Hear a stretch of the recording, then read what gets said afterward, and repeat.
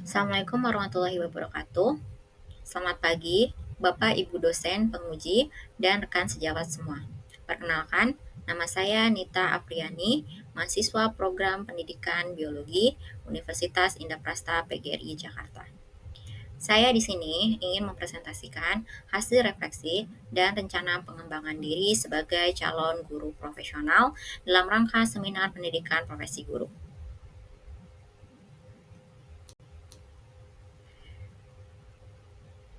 Pada pembahasan kali ini yaitu tentang pertama, visi pribadi untuk pendidikan Indonesia, yang kedua, visi pribadi sebagai calon guru, yang ketiga, rencana tindak lanjut untuk mencapai visi, yang keempat, refleksi pengalaman belajar, yang kelima, desain inovasi pembelajaran, dan yang keenam, rencana tindak lanjut desain inovasi pembelajaran. Kita masuk ke topik pembahasan yang pertama, yaitu tentang visi pribadi untuk pendidikan Indonesia, di mana saya membagi menjadi 3 poin utama. Yang pertama, yaitu mewujudkan pendidikan yang inklusif, di mana peserta didik memiliki kesetaraan dalam hal gender, ekonomi, budaya, maupun geografi. Selanjutnya, integrasi budaya dan teknologi sebagai bentuk untuk pelestarian budaya kita Indonesia dan integrasi teknologi untuk mempersiapkan peserta didik menghadapi era digital. Selanjutnya, pendidikan berkarakter Pancasila, di mana kurikulum akan diintegrasikan dengan pendidikan karakter. Selanjutnya yaitu visi pribadi sebagai calon guru. Yang pertama, menciptakan lingkungan belajar inspiratif, di mana peserta didik akan merasa didengarkan, dihargai, dan termotivasi.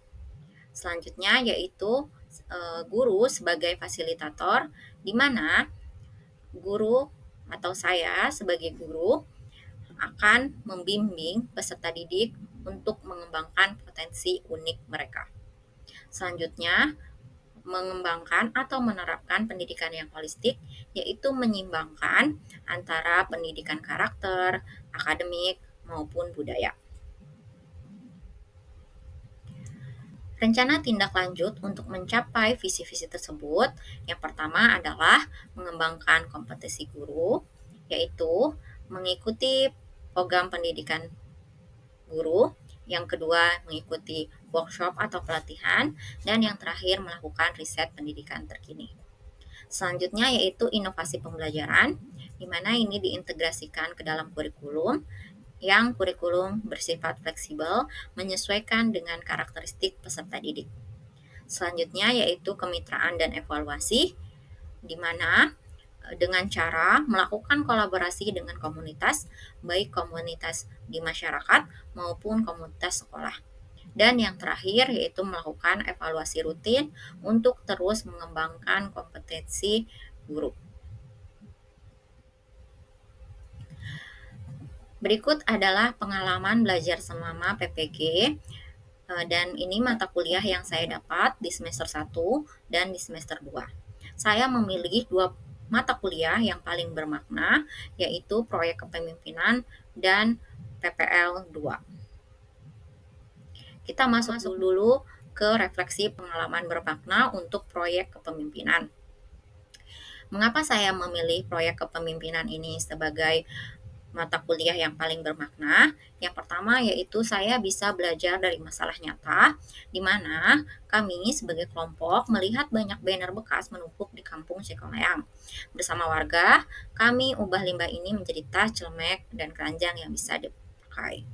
Yang kedua yaitu kerjasama dengan masyarakat, yaitu mengajak ibu-ibu untuk ikut pelatihan daur ulang, dan mereka merasa senang dapat menghasilkan produk yang berguna dari hasil kerajinan banner bekas.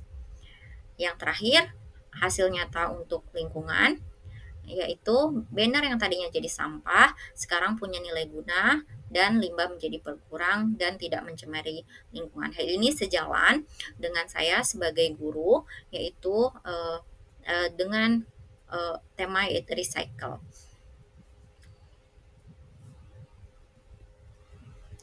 Di sini artefak dari pengalaman bermakna proyek kepemimpinan dari mulai tahap orientasi, perencanaan, pelaksanaan, pelaporan, dan gelar karya.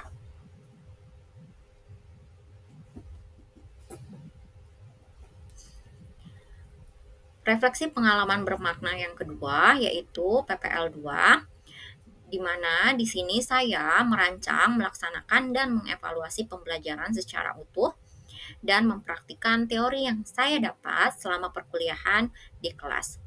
Selanjutnya yang kedua, umpan balik dari guru pamong membantu memperbaiki modul ajar dan strategi pembelajaran serta strategi untuk asesmen.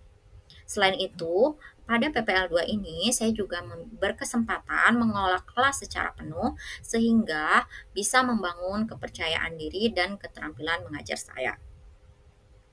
Di sini artefak pengalaman bermakna untuk PPL 2 yaitu modul ajar yang telah saya buat.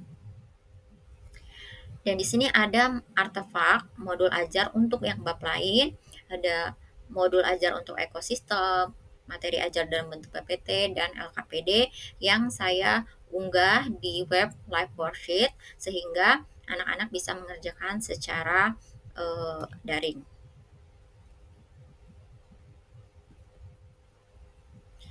Selanjutnya yaitu desain inovasi pembelajaran.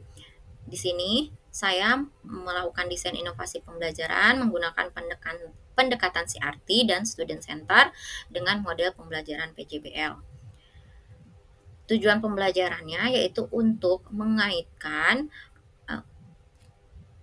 daur biogeokimia dengan permasalahan yang ada di Depok dan mengintegrasikan solusi untuk mengatasi masalah tersebut dengan budaya yang ada di Jawa Barat. Berikut adalah kegiatan inti yang ada pada modul saya. Selanjutnya ada LKPD untuk setiap kelompok dan materi saya kombinasikan dengan materi yang saya unggah di booklet dengan menggunakan Flipbooks Flipit.